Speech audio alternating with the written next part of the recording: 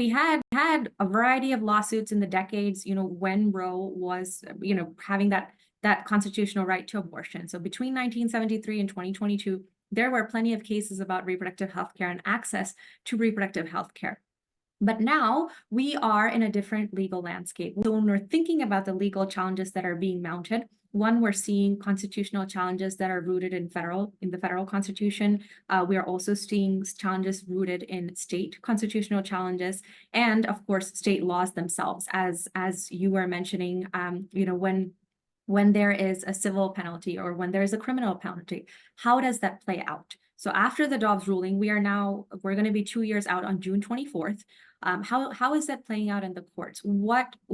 How are the courts deciding in this new landscape where there's no federal constitutional right? What does it look like as states are taking up this jurisprudence and states are defining the scope and contours of abortion access individually, state by state by state? We're also tracking other policies like fetal personhood. Like, what implication does that have for abortion care work, for abortion access work? So there are a variety of policies to track in this new legal landscape, and we're seeing those challenges play out. So as the stage is being set for the decades of work, we need to be looking out for the arguments that can be challenged. We need to be looking at the successful arguments.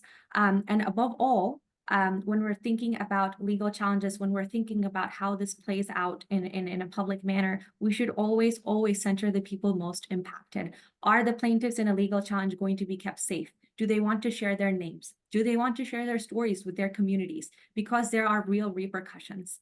It's their story, it's their life, and when you're a plaintiff in a lawsuit, the trajectory of your life can change forever. And so that's something we always want to make sure to do, is center the people most impacted and keep their safety, keep their story, keep their faith, and keep their autonomy at the forefront of our minds.